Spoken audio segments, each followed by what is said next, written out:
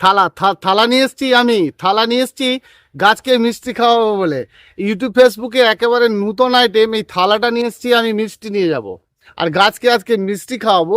যে গাছ খেয়ে কিন্তু আপনার একেবারে 100% নয়, 200% গ্যারেন্টি আছে যে আপনি ভীষণ ভালো গাছ করতে পারবেন।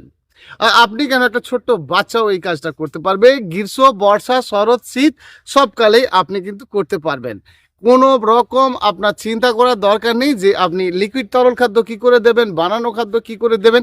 একেবারেই নতুন আইটেম, আর যেটা কিন্তু আপনি খুব সহজেই বানিয়ে নিতে পারবেন নিজেই।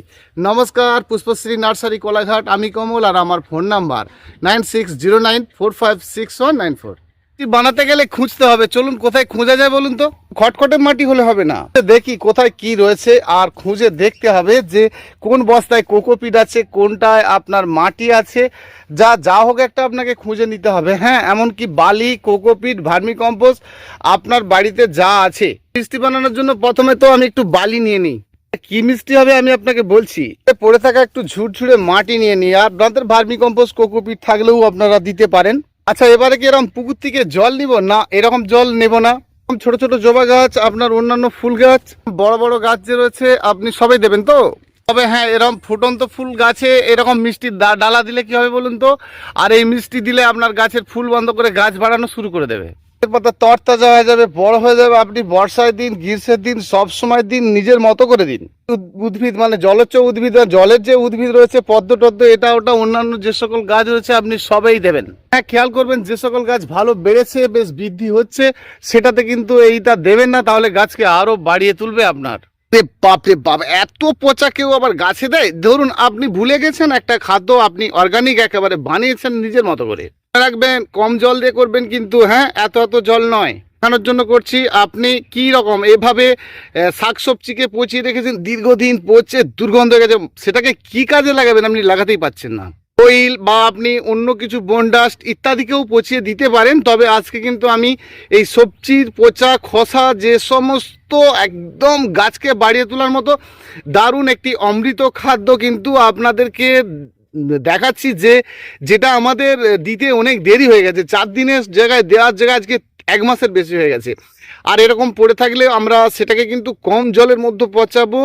আর যখন আমরা এরকম দানাদার যে খাদ্যটিকে বানাবো, সেই বানানো যে খাদ্যটি রয়েছে সেটির থেকে কিন্তু আমরা একেবারে অল্প করে মাত্র একটুখানি নিয়ে নেব। আর এটা কিন্তু আমরা একেবারে খুব কম জলের মধ্যে পচাবো। সেটা আপনি খৈলকে ভিজিয়ে দিতে পারেন, বা আপনি অন্য আপনার যে কোনো কিচেন কম্পোস্ট দিতে পারেন, যে কোনো। আর এর থেকে আপনি এই পচা যে জলটা রয়েছে আপনার দানাদার বানানোর জন্য, আপনি কিন্তু এই যে আপনি নিয়ে এলেন শুকনো শুকনো, তার উপরে দিয়ে দিন ভালো করে। তো দেওয়ার পরে আপনি যেটা করবেন, তাহলে বন্ধুরা আমরা যারা এরকম দানাদার বানাবো, দেখুন কি গন্ধ রে বাবা, একদম একেবারে ছোট ছোট সুন্দর করে আমরা এভাবে মাখিয়ে নেব। আর নেওয়ার পরে কিন্তু আমরা ছোট্ট ছোট্ট করে একেবারে সুন্দরভাবে কিন্তু একটা করে মিষ্টি বানিয়ে ফেলবো। হ্যাঁ, আর এটার নাম আমি কিন্তু দিলাম দানাদার মিষ্টি। আর এটা আপনি কি করে দেবেন, বর্ষায় কি করে দেবেন, বা অন্যান্য সময় কি করে দেবেন, সবটাই কিন্তু থাকছে আজকের ভিডিওতে। একেবারে আমার নতুন বন্ধু হয়ে থাকলে সাবস্ক্রাইব করে রাখুন। এরকম ইনফরমেটিভ ভিডিও আমি কিন্তু দৈনন্দিন দিয়ে থাকি। হ্যাঁ, আর আপনার উপকারে লাগবে, আপনি আপনার গাছটিকে ভালো করবেন, লাইক করবেন, কমেন্ট করবেন, শেয়ার করবেন। চলুন, একদম দেরি নয়, এত করে আপনি মিষ্টি বানিয়ে ফেলুন।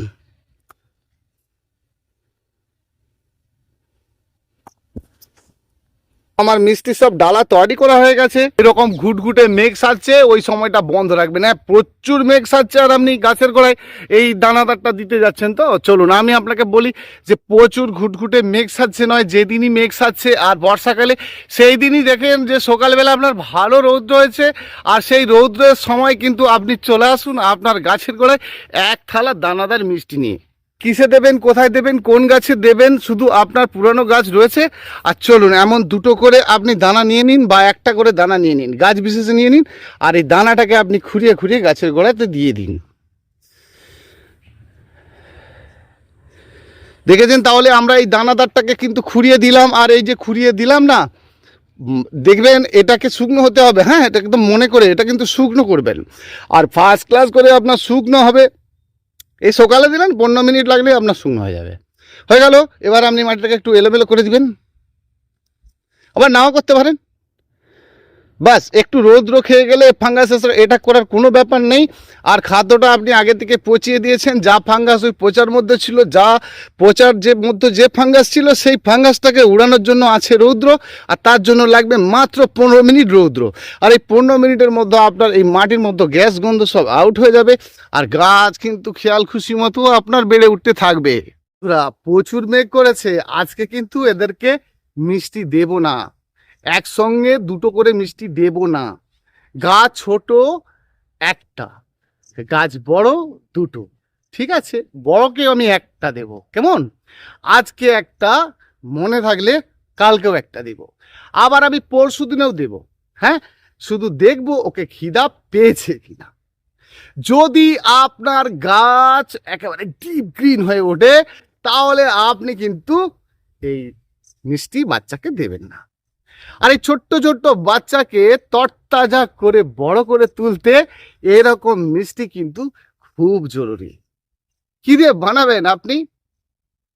এক এক রকমের আপনি বানিয়ে ফেলুন। ধরুন আপনি কালকে গাছে প্রচুর ফুল চাইছেন, তো প্রচুর ফুল চাইলে আপনি কলার খোসা পেঁয়াজের খোসাকে পচিয়ে ফেলুন। হ্যাঁ, কদিন পচাবেন? অনেক দিন নয়, 2 দিন ভিজিয়ে রাখুন। তার যে জলটা থাকবে, এই পদ্ধতিতে করে যে গাছটিতে আপনার ফুল নেই সেটার জন্য মিষ্টির ডালা বানিয়ে ফেলুন। আবার ঠিক উল্টো, আপনি এসব করতে পারবেন না, দোকান থেকে কিনতে পারবেন। তাহলে যে গাছটি আপনার খুব তরতাজা সবুজ আছে, তার জন্য আপনি কি করবেন না, একটু ফসফেট আর একটু পটাশ কত নেবেন, সমান সমান, দুটোই যেন সমান সমান হয়। আর সেই সমান সমান নিয়ে আপনি সেটাকেও কিন্তু এইভাবে জলে একটু ভিজিয়ে সে তা থেকেও আপনি মিষ্টির ডালা বানিয়ে ফেলতে পারেন। তাহলে এই যে আগের থেকে জলে ভিজলে সেখানে পচে থাকলে সেখানেই তো তার মৃত্যু হয়ে গেছে। সে আর আমাদের গাছের গোড়ায় গিয়ে ফাঙ্গাস তৈরি করতে পারবে না, গাছের কোনো রকম ক্ষতি তৈরি করতে পারবে না। আমি বারবার আপনাদেরকে বলছি, 100% নয় 200% গ্যারেন্টি আছে যে আপনি সেই যতই নতুন লোক হন না কেন, একেবারেই নতুন কোনোদিন গাছ রোপণ করতে জানেন না, এমনও যদি আপনি হয়ে থাকেন, তাহলে এইভাবে আপনি আপনার গাছে খাদ্য দিন, দেখে দিন না, আজকেই এই মিষ্টিটা খারাপ হয়ে যাবে না। এই মিষ্টিটাকে আপনি এভাবে দিতে ভুলে গেছেন বা দিতে পারছেন না, 4 দিন 5 দিন 6 দিন 10 দিন রেখে দিন। এবারে যেটুকু তৈরি হচ্ছে এর মধ্যে সমস্ত সমস্যাটা লুকিয়ে রয়েছে। এটাকে যখনই আপনি চূর্ণ করবেন, যখনই ভেঙে ফেলবেন, যখনই এর মধ্যে হাওয়া বাতাস খেতে থাকবে, যখনই 10 থেকে 15 মিনিট রৌদ্র খেতে থাকবে, তখনই এর মধ্য দিয়ে সমস্ত বাজে গুণটা বেরিয়ে যাবে আর হয়ে যাবে এটা অমৃত খাদ্য। সেজন্য বৃষ্টির সময় আমরা আমাদের গাছে এইটাকে একেবারে অ্যাপ্লাই করব না। এই যে আপনি সকালে দিয়েছেন বিকেলে বৃষ্টি হবে, তাহলেও আপনার কোনো রকম সমস্যা হবে না, কারণ আপনি যে শুকনো করেছেন, এই যে পচানো খাদ্যটাকে আপনি বানিয়েছেন না, সেই বানানোটা এখানে এসেই শেষ হয়ে যাচ্ছে পচার গল্প।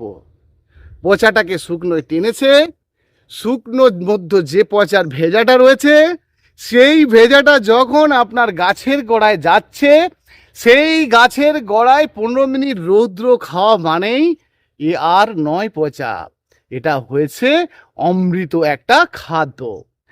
আপনার মতো করে আপনি যে কোনো গাছে এইভাবে দিতে থাকুন। তাহলে বন্ধুরা, আপনি যখন সুপার ফসফেট পটাশ দিচ্ছেন, তখন দেখবেন যে গাছের বৃদ্ধি প্রচুর, ফুল নেই। সেক্ষেত্রে আপনি সুপার ফসফেট পটাশ সমানে সমানে নিয়ে আসুন, বানিয়ে ফেলুন। আবার আপনি কলার খোসা এবং কি বলবো না, আমাদের পেঁয়াজের খোসাতেও আপনি বানিয়ে ফেলুন। কোনো রকম ব্যাপার নেই যে আপনি করতে পারবেন না। আবারও আপনি গাছকে বাড়ানোর জন্য এক একটা খাদ্য দিতে চাইছেন, কার মধ্যে ক্যালসিয়াম বেশি আছে, কার মধ্যে ম্যাগনেসিয়াম বেশি আছে, কার মধ্যে ফসফরাস বেশি আছে, কার মধ্যে অনেক রকম গুণ রয়েছে।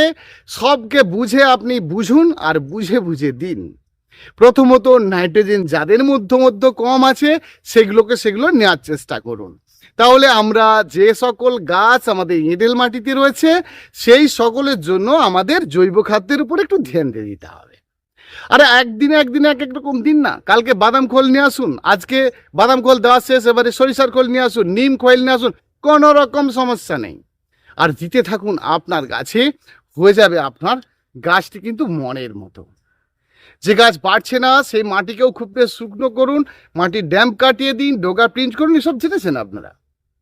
এইবারে এই খাদ্যটাকে আপনি বর্ষায় গ্রীষ্ম সকল সময় দিন, শুধু হাতে কিছুটা সময় রাখবেন যে আপনার এই দানাদার খাদ্যটি দেওয়ার পরে যেন আপনার গাছের এই মাটিটা যেটা খুঁড়িয়ে দেবেন সেটা যেন ভালোভাবে শুকনো হতে পারে।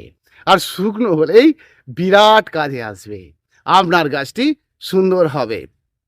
এবারে আমরা এর মধ্যে ফাঙ্গিসাইড দিতে পারি, থাকলে বাড়িতে দেবো, না থাকলে না দেবো। ফাঙ্গিসাইড এখানে ঢুকবে কেন? ফাঙ্গিসাইডের কাজ আমি দেবো কেন? দিলে ক্ষতি কি আছে? না, আপনি থাকলে দেবেন। আর থাকলে আপনি যে তরল পচিয়েছিলেন সেই পচার সঙ্গে আপনি দিন।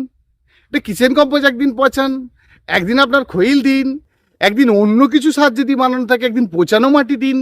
সবকেই আপনি কিন্তু এইভাবে বানিয়ে ফেলুন এই দানাদার মিষ্টি, আর দিয়ে দিন আপনার গাছে।